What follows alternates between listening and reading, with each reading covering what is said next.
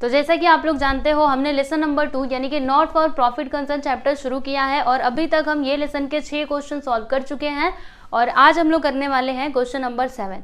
तो ये जो आपका क्वेश्चन नंबर 7 है ना, आपके टेक्स्ट बुक में पेज नंबर 118 पर दिया गया है। तो आप लोग अपनी टेक्स्ट बुक निकालिए, पेज नंबर 118 पर जाइएगा गवर्नमेंट के टेक्स्ट बुक में, ठीक है। और सबसे पहले हम क्या करेंगे, क्वेश्चन रीड करेंगे, उसको समझेंगे और फिर उसके बाद हम लोग यहाँ पर सॉल्यूशन करेंगे, ठीक है। तो चलिए क्वेश्चन पढ़ते हैं। टेक्स्ट बुक निकाल लिया सभी ने? तो देखो यहाँ पे दिया क्या है, from the following transactions of receipts and payment account of Pawan Putra Hanuman Vyayamshala Parbhani and the adjustment given you are required to prepare income and expenditure account and balance sheet as on 31 March 2019। तो यहाँ पे आपको क्या क्या प्रिपेयर करना है, आपको यहाँ पर इनकम एंड एक्सपेंडिचर अकाउंट और बैलेंस शीट प्रिपेयर करना है एज ऑन, देखो यहाँ पे डेट क्या दिया है, 31 मार्च 2019, ठीक है। मतलब यहाँ पे आपका करंट ईयर क्या होगा, तो देखो आपको बताती हूँ, यहाँ पे आपका करंट ईयर हो जाएगा 2018-19, ठीक है, ये होगा आपका करंट ईयर। अच्छा, तो प्रीवियस ईयर क्या होगा, तो इसके एक साल पीछे चले जाओ, 2017-18, ये आपका क्या होगा, पिछला साल यानी कि प्रीवियस ईयर। नेक्स्ट ईयर क्या होगा, तो 2019-20, ये आपका क्या हो जाएगा, नेक्स्ट ईयर, ठीक है। तो इसे आपको ध्यान में रखना है, राइट। अब उसके बाद आप लोग रिसिप्ट्स एंड पेमेंट अकाउंट में आ जाइए। रिसिप्ट साइड हम सबसे पहले देखेंगे। तो सबसे पहले क्या है, स्टार्टिंग में टू बैलेंस ब्रॉट डाउन, मतलब ये आपका क्या है, ओपनिंग बैलेंस है, ठीक है। तो ओपनिंग बैलेंस का इफेक्ट कहीं पे भी नहीं जाता है, मैंने आपको बताया था, राइट। तो उसको हम कहीं पर भी नहीं लेकर के जाएंगे। उसके नीचे क्या है, टू सब्सक्रिप्शन, तो देखो वहाँ पे सब्सक्रिप्शन दिया गया है 2018-19 का, कितना, 18,000। तो ये जो सब्सक्रिप्शन यहाँ पे दिया गया है ये कौन से ईयर का है, 2018-19, यानी कि कौन सा ईयर, करंट ईयर, मतलब इसी साल का है। अब अगर ये इसी साल का है तो इसे हम लोग क्या करेंगे, इनकम में रिकॉर्ड करेंगे, तो वो हमारे लिए क्या हो जाएगा, इनकम हो जाएगा। तो आप लोग वहां पर आई लिखिएगा क्योंकि वो करंट ईयर का है ना, ठीक है। फिर उसके नीचे आ जाइए, 2019-20 का यहाँ पे सब्सक्रिप्शन दिया गया है 410 रुपया, ठीक है। तो 2019-20 मतलब ये हमारे लिए क्या होगा, नेक्स्ट ईयर होगा, अगले साल का सब्सक्रिप्शन आपको इसी साल मिल गया, ठीक है। तो ये क्या होगा, क्या हम इसको इनकम कंसिडर करेंगे, बिल्कुल भी नहीं, ये इनकम में नहीं आएगा क्योंकि मैंने आपको साफ साफ बताया है कि इनकम एंड एक्सपेंडिचर अकाउंट में बस करंट ईयर का इनकम या फिर एक्सपेंडिचर हम लोग रिकॉर्ड करते हैं, बाकी नेक्स्ट ईयर का हो या फिर प्रीवियस ईयर का हो उसको हम लोग इसमें रिकॉर्ड नहीं करते हैं, ठीक है। तो ये क्या है, आपका नेक्स्ट ईयर का सब्सक्रिप्शन है ना, तो ये हमारे ऑर्गेनाइजेशन के ऊपर क्या हो जाएगा, लाइबिलिटी होगा क्योंकि ये आपको पहले ही मिल चुका है, ठीक है। तो ये आपके लिए क्या होगा, लाइबिलिटी, मतलब इसे आप कहाँ पर रिकॉर्ड करोगे, तो बैलेंस शीट के लाइबिलिटी साइड, वहां पर लिख लीजिए एल, इस तरीके से आप लोग लिख लीजिए। फिर उसके नीचे क्या है, टू डोनेशन, तो डोनेशन क्या होता है, हमारे लिए इनकम होता है, राइट। फिर उसके बाद to receipt from entertainment, entertainment से आपको कुछ पैसे मिले, तो कितने मिले, 5400, तो ये आपके लिए हो जाएगा इनकम, ठीक है। फिर इंटरेस्ट, अगेन ये आपके लिए इनकम होगा, वहां पर आई लिखिएगा, जहां पे भी इनकम है ना वहां पे आई लिखना, ठीक है। फिर क्या है यहाँ पे, इंटरेस्ट तो देख लिया, entrance fees, to entrance fee, तो ये क्या होगा, ये अगेन आपके लिए इनकम ही होगा, ठीक है। तो रिसिप्ट साइड यहाँ पे कंप्लीट हुआ। अभी आप लोग पेमेंट में आ जाइए। तो पेमेंट में सबसे ऊपर क्या है, सैलरीज, तो सैलरीज क्या होता है स्टूडेंट, एक्सपेंडिचर होता है, तो वहां पर आप लोग लिख लीजिए ई फॉर एक्सपेंडिचर, ठीक है। फिर एंटरटेनमेंट एक्सपेंसेस, अगेन वो एक्सपेंडिचर होगा। फिर बाय सन्ड्री एक्सपेंसेस, ये भी होगा आपका एक्सपेंडिचर। उसके बाद क्या है, बाय इलेक्ट्रिसिटी चार्जेस, तो ये भी क्या होगा, एक्सपेंडिचर ही होगा। फिर बाय रेंट, ये भी आपका एक्सपेंडिचर होगा। नेक्स्ट क्या है, बाय इन्वेस्टमेंट, तो इन्वेस्टमेंट क्या होता है, एक्सपेंडिचर नहीं, ये आपके लिए क्या होता है, असेट होता है। याद रखना, आपने कुछ भी इन्वेस्टमेंट किया, ठीक है, जब आप इन्वेस्टमेंट करते हो तो वो एक तरीके से आपका क्या होता है, असेट होता है। आपने एक जगह दे दिया ना, दे दिया, वो आपको कुछ समय के बाद मिलेगा, वापस मिलेगा, ठीक है। तो ये आपके लिए क्या होता है, असेट होता है। तो वहां पर आप लोग लिखिएगा ए, इस प्रकार से लिख लीजिए, ठीक है ना। उसके नीचे आ जाइए, प्रिंटिंग एंड स्टेशनरी, तो वो आपके लिए एक्सपेंडिचर होगा। पोस्टेज, अगेन ये आपका क्या होगा, एक्सपेंडिचर। फिर उसके नीचे आ जाइए, फिक्स डिपॉजिट, तो फिक्स डिपॉजिट क्या होता है, असेट होता है, मैंने आपको बताया था।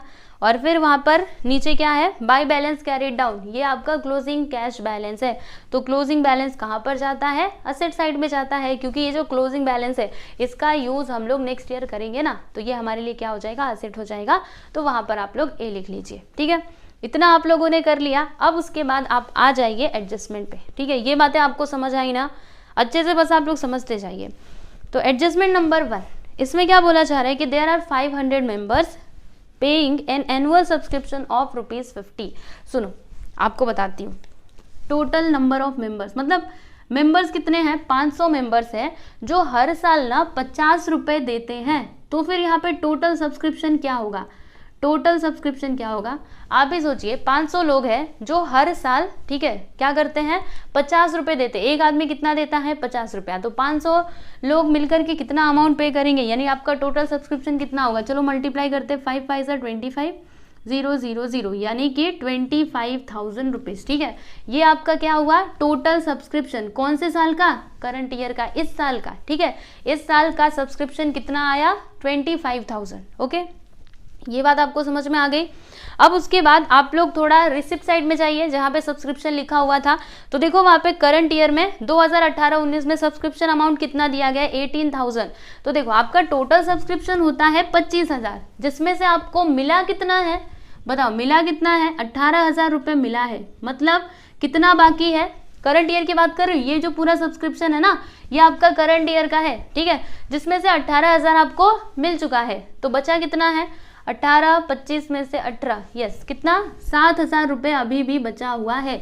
मतलब अभी भी ये वाला जो सब्सक्रिप्शन है ना, 7,000 का सब्सक्रिप्शन आना बाकी है, अभी तक आपको मिला नहीं है। ठीक है, तो अब सुनो, इसको हम लोग कैसे रिकॉर्ड करेंगे। जो इस साल का सब्सक्रिप्शन है उसे हम लोग यहाँ पे इनकम में ला करके लिखेंगे, भले ये मिला चाहे नहीं मिला, लेकिन उसे हमें लिखना ही पड़ेगा। यानी ये जो 25,000 है ना, इसे हम लोग यहाँ पर रिकॉर्ड करेंगे। ओके, और ये जो 7,000 अभी तक आपको मिला नहीं है, तो मिलेगा ना एक दिन तो आपको मिलेगा ही, राइट। तो वो हमारे लिए क्या हो जाएगा, एसेट हो जाएगा, क्योंकि पैसा आपके पास आने वाला है।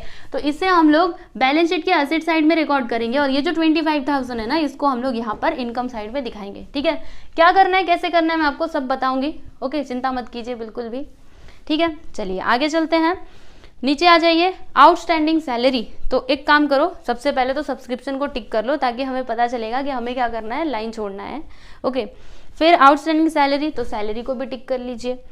फिर उसके बाद यस, अब देखो नीचे, ठीक है, थर्ड वाला, the assets on 1 April 2018 were as follows, building 50,000 का, फर्नीचर 15,000 का।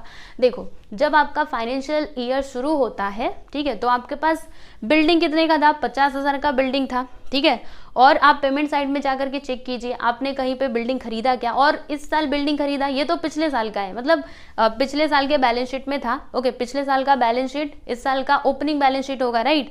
तो उसमें ये बिल्डिंग 50,000 रुपये दिया गया है, और आपने इस साल खरीदा क्या, देखो तो नहीं खरीदा है। मतलब इसको सीधे सीधे आप असेट में ले जाकर के लिख दीजिएगा, बस इतना सा ही काम करना है और ज्यादा कुछ भी नहीं। ठीक है, तो ये बिल्डिंग कहाँ पे जाएगा, असेट साइड में जाएगा। फिर फर्नीचर 15,000 रुपये दिया गया है, और आपने फर्नीचर ये साल खरीदा क्या, देखो जरा, नहीं खरीदा है, दिख रहा है कहीं पे, नहीं, मतलब फर्नीचर हमने नहीं खरीदा, यानी 15,000 का ही फर्नीचर हमारे पास है। तो इसे हम लोग क्या करेंगे, एसेट में ले जाकर के लिख देंगे। ठीक है, अच्छा, अगर पेमेंट में फर्नीचर या फिर बिल्डिंग दिया रहता तो फिर हम क्या करते, तो ये जो यहाँ पे बिल्डिंग का अमाउंट दिया गया 50,000, सपोज करो कि आपने इस साल ना 10,000 का बिल्डिंग और खरीदा, तो हम लोग क्या करते, 50,000 में 10,000 को प्लस करते, और टोटल आपका असेट कितना हो जाता, यानी टोटल आपका बिल्डिंग कितना हो जाता, 60,000 का हो जाता। ठीक है, तो अभी तो यहाँ पे ऐसा कुछ दिया नहीं है, तो उसको सीधे सीधे एसेट साइड में लेकर के जाना है।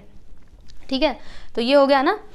चलिए अगला वाला देखिएगा, यस, यहाँ पे डेप्रिसिएशन बोला जा रहा है। बिल्डिंग के ऊपर डेप्रिसिएशन कितना है, 5% का, और फर्नीचर के ऊपर डेप्रिसिएशन कितना है, 10% का। तो आपको तो पता है डेप्रिसिएशन कैसे किया जाता है, वो तो हम लोग कर लेंगे। उसके नीचे पांचवा वाला देखिएगा, 5th one, 50% entrance fees is to be capitalised. रुको, सबसे पहले बिल्डिंग और फर्नीचर को आप लोग टिक कर लो, तभी तो पता चलेगा ना, लाइन छोड़ना है, वरना हम छोड़ेंगे ही नहीं। आप तो पेन से लिख रहे हो, तब तो गड़बड़ हो जाएगी ना, इसीलिए उसको टिक कर लीजिए। ठीक है, अब आ जाइए यहाँ पे 5वें वाले पे, क्या बोला जा रहा है कि 50% entrance fees is to be capitalised, यानी ये जो आपका एंट्रेंस फी दिया गया है ना, इसमें से 50% एंट्रेंस फीस को हमें क्या करना है, कैपिटलाइज्ड करना है।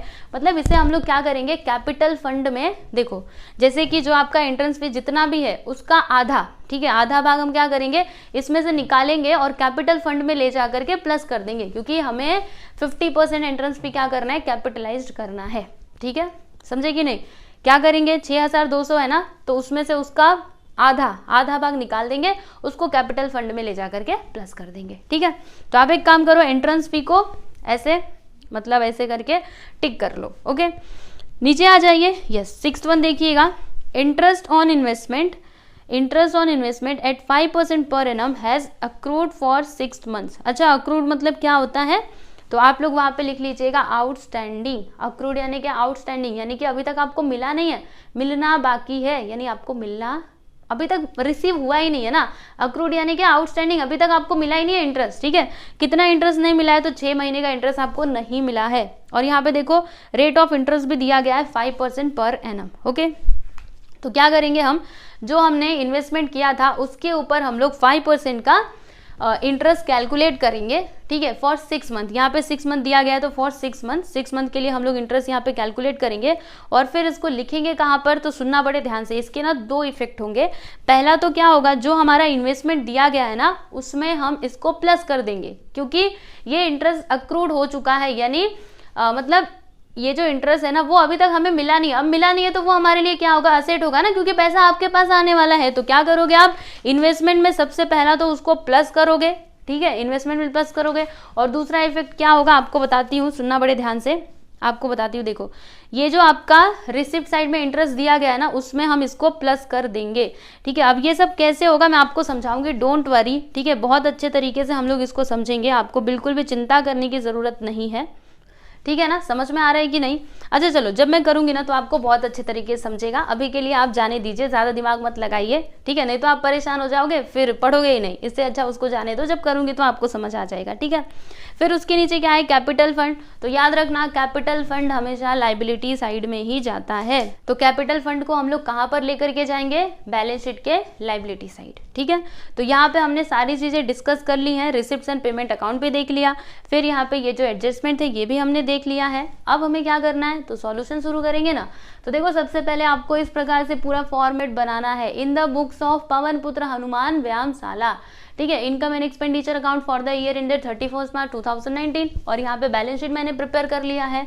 और देखो, इधर लिखने का एक्सपेंडिचर, इधर अमाउंट, फिर इधर लिखने का इनकम, फिर अमाउंट, इधर क्या लिखने का लाइबिलिटीज, फिर अमाउंट, उसके बाद असेट्स और अगेन अमाउंट एंड अमाउंट। ठीक है, तो चलिए अभी पोस्टिंग करना चालू करें। ओके, चलिए शुरू कर दीजिए। आप मेरे साथ साथ करना, मेरे साथ साथ करोगे तो आपको अच्छे तरीके से समझेगा। बार बार मैं बोलती हूँ कि आप लोग मेरे साथ ही किया कीजिए। ठीक है, चलिए अभी इसको रफ कर देती हूँ और हम लोग पोस्टिंग करना चालू करते हैं। चलिए सब लोग देखिए अपने टेक्स्ट बुक में, रिसिप्ट्स एंड पेमेंट अकाउंट के रिसिप्ट साइड में आप आ जाइए। सबसे पहला आइटम क्या है, टू बैलेंस ब्रॉट डाउन। तो इसका इफेक्ट तो कहीं पे भी नहीं जाता है, उसको आप ऐसे ही छोड़ दो। नीचे आ जाओ, टू सब्सक्रिप्शन। तो करंट ईयर का सब्सक्रिप्शन कितना दिया गया है, 18,000, और उसको हमने क्या किया है, टिक भी किया है, यानी हमें क्या करना पड़ेगा, एक लाइन छोड़ना पड़ेगा। ठीक है, तो यहाँ पर हम क्या लिखेंगे, बाय सब्सक्रिप्शन।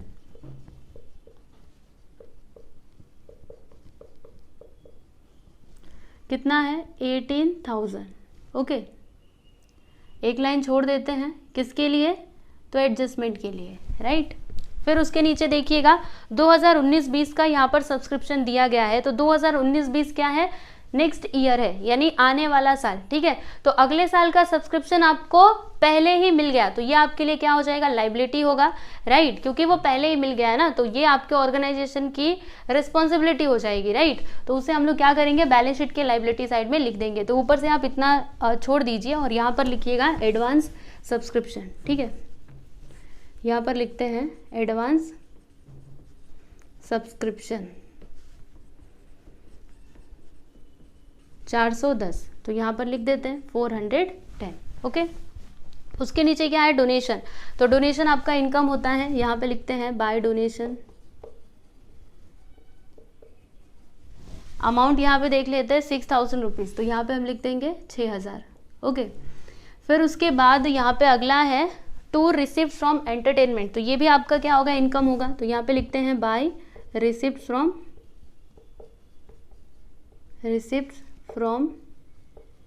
एंटरटेनमेंट।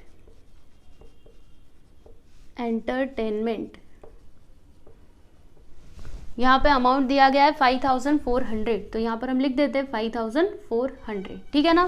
फिर उसके नीचे देखिएगा इंटरेस्ट दिया गया है, तो देखो इंटरेस्ट के ऊपर हमें कुछ तो करना था, तो हम एक काम करेंगे, यहाँ पर लिखते हैं बाय इंटरेस्ट, और ये जो इसका अमाउंट दिया गया है ना इसको इनर कॉलम में लिखते हैं। ओके, कितना दिया है, 400 रुपीज़। क्यों इनर कॉलम में लिख रहे हैं, क्योंकि हमें क्या करना पड़ेगा, वो जो इंटरेस्ट आउटस्टैंडिंग है ना उसे हम लोग इसमें प्लस करके फिर जो भी टोटल अमाउंट रहेगा उसको आउटर कॉलम में लिखेंगे। ओके, अगर आप चाहो तो उसको अलग से भी दिखा सकते हो, मतलब इसको आप डायरेक्टली यहाँ पे लिख दो और फिर जब वो आएगा तो आप लोग उसको ऐसे अलग से दिखाओगे तो भी चलेगा, ठीक है, आंसर आपको सेम ही मिलेगा, लेकिन आप ऐसे भी कर सकते हो, ठीक है। तो इसको करने के दो तरीके हैं, आप एक काम करो, इंटरेस्ट में उसको प्लस कर दो या फिर उसको अलग से लिखोगे तो भी चलेगा। तो मैं तो ये वाला कर रही हूँ, आप लोग भी ऐसे ही कीजिएगा, ठीक है। चलिए अभी आगे चलिए, यहाँ पे क्या है, एंट्रेंस फी। तो एंट्रेंस फी को हमने क्या किया, टिक किया, यानी इसके ऊपर क्या है, एडजस्टमेंट है, तो एक लाइन छोड़ना पड़ेगा। तो यहाँ पर लिखते हैं बाय एंट्रेंस फीस। अमाउंट है यहाँ पर 6200, तो यहाँ पे लिखा मैंने 6200, एक लाइन छोड़ दीजिए, किसके लिए, एडजस्टमेंट के लिए, और किसके लिए, ठीक है ना। तो यहाँ पे देखो हमने रिसिप्ट साइड के सारे जो आइटम्स दिए गए थे सबको रिकॉर्ड कर लिया है, आप लोग देख सकते हो। अब आप लोग आ जाइए पेमेंट साइड में। तो क्या है यहाँ पे सबसे ऊपर सैलरी, सैलरी को हमने क्या किया है, टिक किया है, यानी कि एक लाइन आपको छोड़ना पड़ेगा। तो यहाँ पर हम क्या लिखेंगे, टू सैलरीज। अमाउंट देख लीजिए कितना दिया गया, 6000 रुपये, तो यहाँ पर हम लिख देंगे 6000, राइट, एक लाइन छोड़ देते हैं, किसके लिए, अरे इसके ऊपर एडजस्टमेंट है ना। फिर उसके नीचे एंटरटेनमेंट एक्सपेंसेस, तो ये हमारे लिए एक्सपेंडिचर होगा, नॉर्मल एक्सपेंडिचर, तो यहाँ पे लिखेंगे to entertainment expenses, entertainment expenses. Okay, कितना है, 2480, ठीक है, ये पूरा लिख देते हैं ना, एक्सपेंसेस 2000, एक मिनट देख लेते हैं, 2480, राइट। फिर उसके नीचे क्या है, सन्ड्री एक्सपेंसेस, तो ये भी हमारे लिए नॉर्मल एक्सपेंडिचर ही होगा, तो यहाँ पे हम क्या लिखेंगे, टू सन्ड्री एक्सपेंसेस। आप लोग मेरे साथ साथ लिखते जाइए तभी अच्छे से समझेगा। इसका अमाउंट यहाँ पे दिया गया 1300, तो लिख देते हैं यहाँ पर 1300 रुपीज़, ठीक है ना। फिर उसके नीचे क्या है देखिएगा, इलेक्ट्रिसिटी चार्जेस, तो इलेक्ट्रिसिटी चार्जेस भी इधर ही लिखना पड़ेगा, टू इलेक्ट्रिसिटी चार्जेस, इसको नीचे ही लिख देती हूँ, इलेक्ट्रिसिटी चार्जेस। अमाउंट इसका है 1200, तो यहाँ पे हम लिख देते हैं 1200 रुपीज़, ठीक है। फिर उसके नीचे क्या है, रेंट, तो रेंट भी आपका एक्सपेंडिचर होगा, तो यहाँ पे हम लिखते हैं टू रेंट, हाउ मच, कितना है, तो यहाँ पे दिया गया 700, तो लिख देते हैं इधर 700। ओके, इतनी बात समझ में आ गई आपको। उसके बाद क्या है, इन्वेस्टमेंट, तो इन्वेस्टमेंट क्या होता है, हमारे लिए असेट होता है, और इन्वेस्टमेंट को आप लोगों ने टिक किया है कि नहीं, अगर नहीं किया रहेगा तो कर लीजिए, क्योंकि उसके ऊपर क्या है, एडजस्टमेंट है, क्योंकि वो जो इंटरेस्ट हमें मिल रहा था इन्वेस्टमेंट के ऊपर उसे हम लोग उसमें प्लस करने वाले हैं ना, इसीलिए एक लाइन छोड़ना पड़ेगा इसके लिए। देखो आपको बताती हूँ कैसे, यहाँ पर हम लिखेंगे इन्वेस्टमेंट, तो इन्वेस्टमेंट का अमाउंट कितना है यहाँ पर देखिए 15,000 रुपये, तो यहाँ पर हम लोग इनर कॉलम में लिखेंगे 15,000। अभी ये जो हमको इंटरेस्ट मिलेगा ना उसे हम लोग क्या करेंगे, यहाँ पर प्लस करेंगे, क्योंकि वो इंटरेस्ट अभी तक आपको मिला नहीं है, मिलने वाला है, और मिलने वाला है मतलब वो हमारे लिए असेट होगा, तो उसको हम लोग क्या करेंगे, असेट में मतलब यहाँ पे प्लस करेंगे, अक्रूड इन्वेस्टमेंट लिखेंगे या फिर अक्रूड इंटरेस्ट लिखेंगे या फिर आउटस्टैंडिंग भी लिख सकते हो, आपकी मर्जी, ठीक है। तो अभी जब आएगा एडजस्टमेंट में तो मैं आपको बताऊंगी। ओके, चलिए उसके नीचे आ जाइए, प्रिंटिंग एंड स्टेशनरी, तो एक्सपेंडिचर में जाएगा, तो यहाँ पे लिखते हैं to printing and stationery, printing and stationery.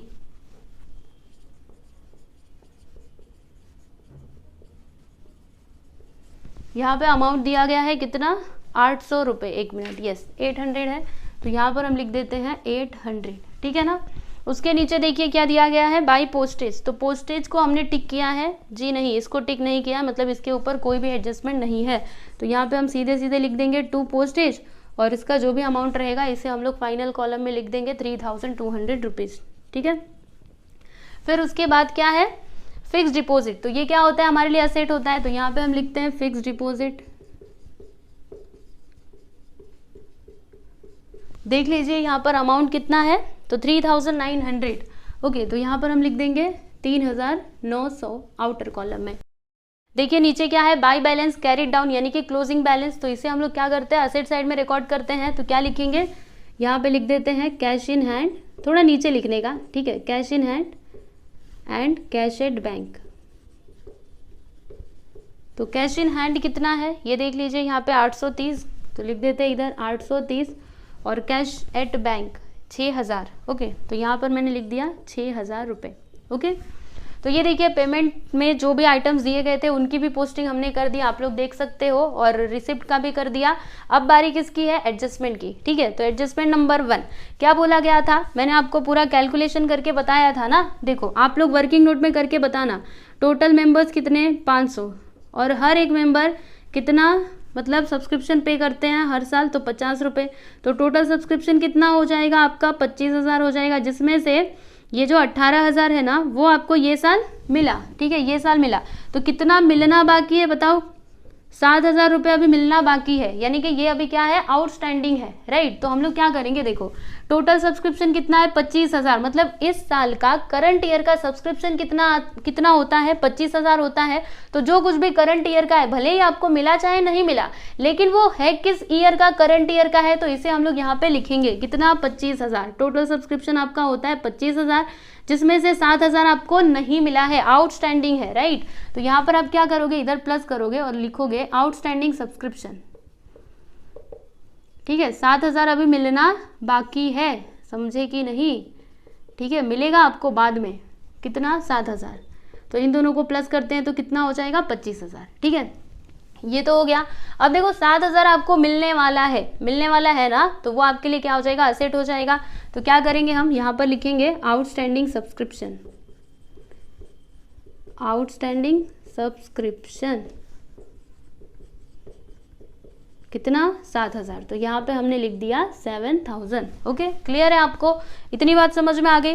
अब नीचे आ जाइए, आउटस्टैंडिंग सैलरी दिया गया है कितना, 1,200। तो क्या करेंगे हम, सैलरी में इसको प्लस कर देंगे। तो यहाँ पे लिखते हैं आउटस्टैंडिंग 1,200, दोनों को जोड़ देते हैं तो 7,200 हो जाएगा। सही है ना। उसके बाद ये क्या है, आउटस्टैंडिंग है, मतलब देना बाकी है, पैसा आपके पास से जाने वाला है, तो आपके लिए क्या हो जाएगा, लायबिलिटी। तो यहाँ पे लिखते हैं आउटस्टैंडिंग सैलरी 1,200। ओके, तो यहाँ पे आपका जो सेकेंड एडजस्टमेंट था वो भी हो चुका है। अभी तीसरे पे आ जाइए, असेट यहाँ पे दिया गया बिल्डिंग और फर्नीचर, और बिल्डिंग और फर्नीचर को आप लोगों ने क्या किया, टिक किया है, यानी उसके ऊपर एडजस्टमेंट है, तो हमें क्या करना पड़ेगा, एक लाइन छोड़ना पड़ेगा। तो चलिए यहाँ पर असेट साइड में हम लिखते हैं बिल्डिंग को, बिल्डिंग कितना, अमाउंट देख लेते हैं इसका कितना दिया है, 50,000 रुपये। तो यहाँ पर इनर कॉलम में लिखेंगे 50,000, इसके ऊपर डेप्रिसिएशन अभी चार्ज करना है ना, तो एक लाइन छोड़ देते हैं।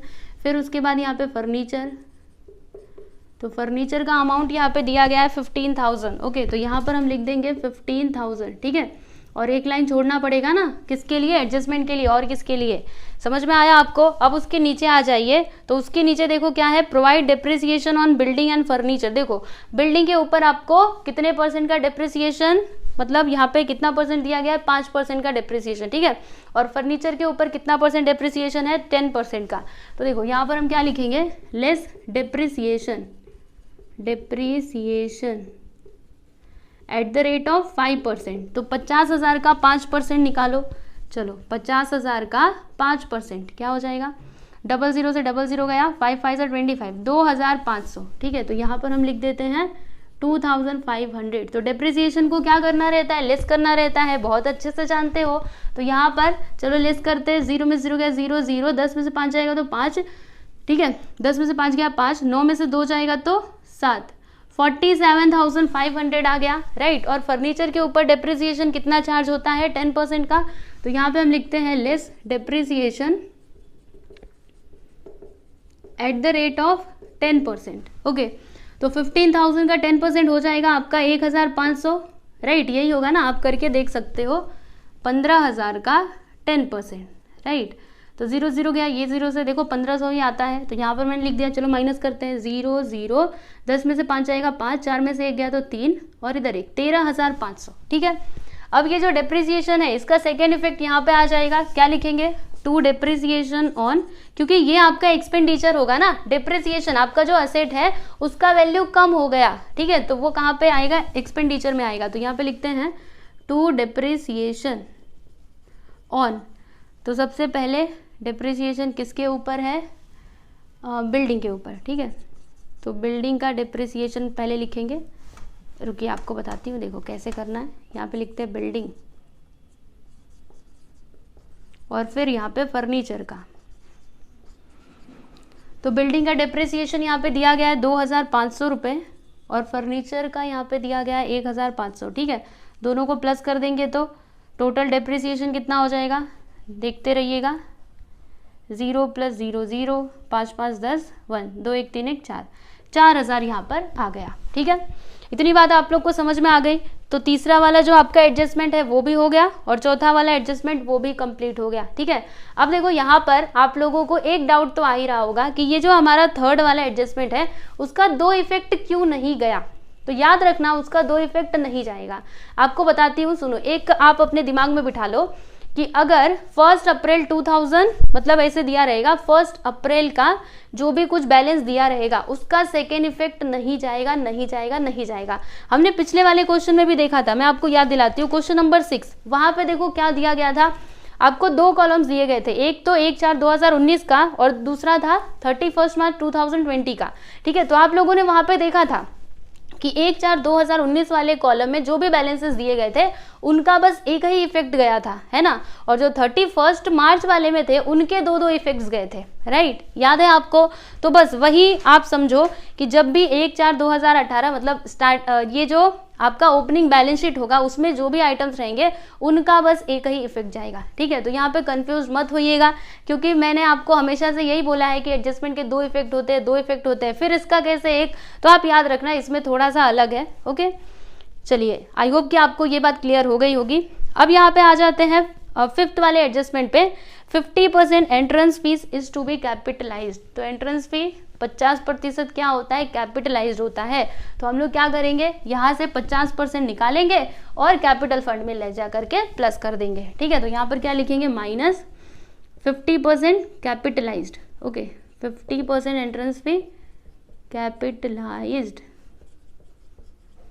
तो 6200 का 50% कितना होगा, यानी इसका आधा कितना होगा, 3100 होगा। करके देखो, 2 3 6, 2 1 2, यस। तो बाहर कितना आएगा, आधा इसमें से निकाल दिया तो बचा कितना, 3100 रुपये। ठीक है, अभी इसको हम लोग क्या करेंगे, यहाँ से निकाला तो इधर ले जा करके प्लस करेंगे। यहाँ पे लिखेंगे सबसे पहले तो capital fund. Okay, capital fund जब आएगा तो लिख लेंगे। अभी इसमें प्लस करना है हमें किसको, एंट्रेंस फी को। तो यहाँ पे लिखते हैं एंट्रेंस फी। ठीक है, इधर लिख दो 50%।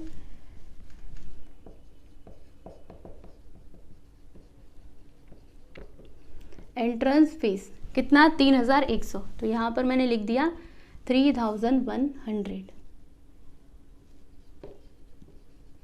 ठीक है, चलिए ये भी हो गया। अब नीचे आ जाइए, इंटरेस्ट वाला आ गया।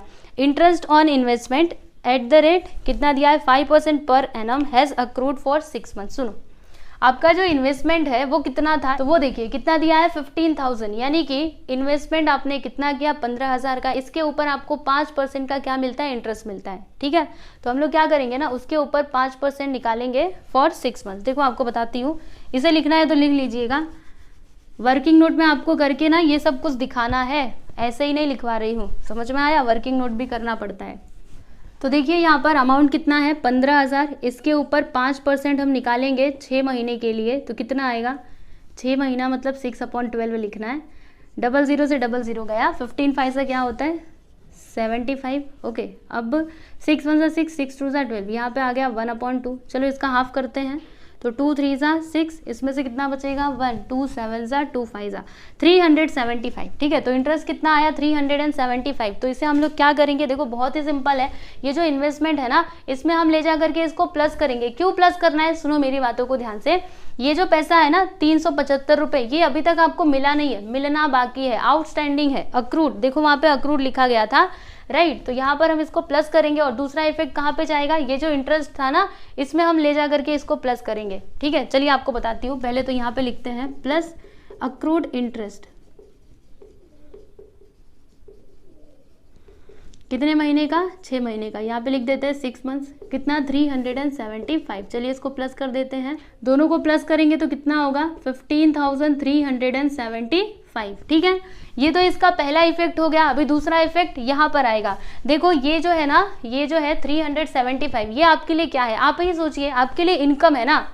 आपके लिए इनकम है और कौन से ईयर का है, इसी ईयर का है, तो वो हम लोग यहाँ पर इनकम साइड में उसको शो करेंगे। ठीक है, तो देखो आप लोग इसको दो तरीके से दिखा सकते हो, एक तो आप इस इंटरेस्ट में इसको प्लस करके भी दिखा सकते हो, या फिर चाहो तो उसको अलग से भी बता सकते हो। क्या लिखने का, बाई इंटरेस्ट अक्रूड। ठीक है, ऐसे भी आप कर सकते हो, या फिर इसमें प्लस कर दोगे तो और भी अच्छी बात है। तो चलो हम इसी में प्लस कर देते हैं, क्या लिखेंगे, अक्रूड इंटरेस्ट। ठीक है, अक्रूड इंटरेस्ट 375। ठीक है, यहाँ पे इंटरेस्ट दिया गया था ना, इसीलिए मैंने सोचा कि दोनों इंटरेस्ट को एक ही साथ करके लिख देते हैं। ठीक है, नहीं तो फिर आप अलग से दिखाओगे तो भी चलेगा, कोई प्रॉब्लम नहीं है, आंसर आपको सेम ही मिलेगा। ओके, तो कितना हो जाएगा, 4 3 7 775 रुपये। राइट, तो ये वाला एडजस्टमेंट भी यहाँ पे कंप्लीट हुआ। मुझे उम्मीद है आपको समझ में आया रहेगा। समझ में आएगी नहीं कमेंट करके जरूर बताना। ओके, अब उसके बाद 7वां देखिएगा, कैपिटल फंड दिया गया है 1/4/2018। देखो यहाँ पे क्या आ गया, 1/4/2018, मतलब इसका एक ही इफेक्ट होगा। ठीक है, तो कैपिटल फंड कितना दिया है, 70,000, तो यहाँ पे मैंने लिख दिया 70,000। चलो इसको प्लस कर देते हैं, तो कितना हो जाएगा, 0 0 1 3 73,100। ओके, इतनी बात आपको समझ में आई। अब देखो कुछ और यहाँ पे बचा हुआ है क्या, सब कुछ हमने कर दिया, सबकी पोस्टिंग कर दी, रिसिप्ट्स, पेमेंट, एडजस्टमेंट, एवरीथिंग सब कुछ हमने देख लिया। अब हमें क्या करना चाहिए, तो हम लोग अभी टोटल करेंगे और फिर देखेंगे कि हमें यहाँ पे सरप्लस हुआ या फिर डेफिसिट हुआ। तो सब लोग तैयार है, चलिए करते हैं। तो सबसे पहले ये साइड का टोटल करेंगे, उसके बाद ये साइड का। रुकिए मैं करती हूँ जल्दी से। ठीक है, फटाफट से करेंगे। ओके, अभी ज़्यादा टाइम नहीं लगाना है। तो चलो देखो यहाँ पर 25,000 plus 6,000 plus 5,400। Okay, 5,400 plus 775 plus 3,100। Right, तो कितना आया, 40,275। रुको मैं यहाँ पे लिखती हूँ, इसका टोटल कितना आया, 40,275। ठीक है, अब हम क्या करेंगे, ये साइड का भी टोटल करेंगे, तभी तो हमें पता चलेगा कि हमें यहाँ पे फ़ायदा हुआ कि नुकसान हुआ। चलो इसका टोटल करते हैं, 7,200 प्लस 2,480, फिर 1,300, 1,200, 700, 800, 3,200, फिर यहाँ पर है 4,000। ठीक है, तो कितना आता है, 20,880। ठीक है, देखो यहाँ पे इसका टोटल कितना आया, 20,880। तो बताइए हमें यहाँ पे प्रॉफिट हुआ, मतलब सरप्लस हुआ कि डेफिसिट हुआ। तो इनकम साइड ज़्यादा है एज कंपेयर टू एक्सपेंडिचर, तो फिर हमें यहाँ पे क्या होगा, सरप्लस होगा। कितने का, रुको अभी बता देती हूँ, इसमें से माइनस कर देते हैं, 40,275, यानी हमें यहाँ पर कितने का सरप्लस होता है, 19,395 का। ओके, 395 का। राइट, तो चलिए अभी लिख देते हैं। यहाँ पर हम लोग क्या करेंगे, ये जो बड़ा वाला अमाउंट है ना, ये हम दोनों साइड में लिख देंगे। आपको पता है ना, जो ज़्यादा रहता है उसको हम लोग दोनों साइड में लिखते हैं। ओके, तो चलिए लिख देते हैं यहाँ पर 40,275। ठीक है, और फिर इसी को हम लोग इधर भी लिख देंगे, 40,275। ठीक है ना, फिर उसके बाद यहाँ पर हम क्या लिखेंगे, टू सरप्लस। ये आपका बैलेंसिंग फिगर है, कितना आया सरप्लस, 19,395। समझ में आया, तो ये है आपका आंसर। ओके, चलिए यहाँ पे टेबल भी अच्छे से कर देती हूँ मैं। ओके, तो ये हो गया। अभी ये जो सरप्लस हमें मिला है, इसे हम लोग क्या करेंगे, कैपिटल फंड में ले जा करके प्लस करेंगे। ठीक है, याद रखना, जब भी सरप्लस आता है तो फिर प्लस करना होता है, डेफिसिट आता है तो फिर माइनस करना होता है। ठीक है, तो यहाँ पर हम लिखेंगे प्लस सरप्लस, कितना, 19,395 प्लस कर देते हैं और फिर देखते हैं कि कितना आता है। तो चलिए कर देती हूँ मैं जल्दी से, 73100 प्लस 19,395, 92,495। ठीक है, तो इसका टोटल हो गया। अब क्या करेंगे, बैलेंस शीट का मतलब इसको टैली करते हैं, देखते हैं होता है कि नहीं। तो चलो कर देते हैं यहाँ पर इसका टोटल। ओके, चलो मैं अभी कर देती हूँ जल्दी से, 410 प्लस 1,200 कितना आया, 94,105। ठीक है, इधर कितना आया, 94,000 105, राइट। अब देखते हैं उस साइड में कितना आता है, अगर आया तब तो बहुत अच्छी बात है, नहीं आया तो फिर आएगा, ज़रूर आएगा। 375 प्लस 3900, ओके 47500, फिर 13500, यस 13500 हो गया। 830 प्लस 6000 प्लस 7000, तो 94,105 इधर भी आया है, मतलब हमारा बैलेंस शीट टैली हो गया, यानी हमारा जो क्वेश्चन है वो एकदम राइट है, ठीक है। 94,105, तो आप लोग को भी आंसर मिला ही होगा, है ना। आप लोगों ने मेरे साथ साथ किया तो आंसर तो मिला ही होगा, है ना। गलती होने का तो कोई चांस ही नहीं है। तो देख लीजिए यहाँ पे आपका जो क्वेश्चन नंबर 7 है ये भी कंप्लीट हुआ। तो इस तरीके से आपको ये क्वेश्चन सॉल्व करना था, ठीक है। अभी इसके आगे के जो क्वेश्चन है ना, क्वेश्चन नंबर 8 और 9, ओके, वो दोनों तो बहुत ही आसान है, आप बड़ी जल्दी उन दोनों क्वेश्चंस को सॉल्व कर लोगे। तो नेक्स्ट वीडियो में हम क्या करेंगे, वो दोनों क्वेश्चंस को उसी वीडियो में सॉल्व कर लेंगे, ठीक है। तो चलिए रुकिए, मैं इसको पहले मिटा दूँ। तो यहाँ पर देखिए ये है आपका कंप्लीट सॉल्यूशन, और मुझे उम्मीद है कि आपको ये क्वेश्चन नंबर 7 समझ में आया ही रहेगा। देखो आपको एक बात बताती हूँ, अगर आप लाइन से सारे वीडियोस देखोगे ना तो सच्ची बोल रही हूँ आपको कुछ भी डाउट नहीं रहेगा। मैं वीडियोस के थंबनेल पे लिख देती हूँ कि वो नंबर 1 है, 2 है या फिर 3 है। देखो इस प्रकार से आपको लिखा हुआ मिलता होगा 1 2 3, तो जिस सीक्वेंस में मैंने वहाँ पर लिखा रहता है ना, अगर आप इसी सीक्वेंस में वीडियोस देखोगे तो सच्ची में आपको कुछ भी डाउट नहीं रहेगा, आपको सारी चीज़ें समझ में आएंगी। ओके, एक बार आप शांति से बैठ करके वीडियोस देखिए तो सही, ठीक है। घाई घाई नहीं करना है, घाई घाई में कुछ नहीं समझेगा, इसीलिए आराम आराम से देखो, समझो, ठीक है। आपके पास बहुत टाइम है, आप अच्छे से पढ़ सकते हो, राइट। तो आज के लिए बस हम यहीं पे रुकते हैं। अभी जो हमारा नेक्स्ट वीडियो होगा उसमें हम लोग क्वेश्चन नंबर 8 और 9 को कंप्लीट करेंगे। क्वेश्चन नंबर 8 और जो आपका क्वेश्चन नंबर 9 है ना, ये दोनों बहुत ही आसान है, छोटे छोटे हैं, बहुत जल्दी हो जाएगा, ठीक है। तो चलिए मिलते हैं हम लोग अगले वीडियो में। और आप लोग को बोलना चाहूँगी कि आप लोग टेलीग्राम चैनल से जरूर जुड़िएगा, अगर आपको इसकी PDF फाइल चाहिए तो, या फिर कुछ भी अपडेट रहता है तो वो भी मैं टेलीग्राम चैनल में बता देती हूँ, इसीलिए टेलीग्राम चैनल से आप लोग जरूर जुड़िए, ओके। और अगर आप चाहें तो मुझे इंस्टाग्राम पे फॉलो कर सकते हैं, ओके। चलिए मिलते हैं नेक्स्ट वीडियो में।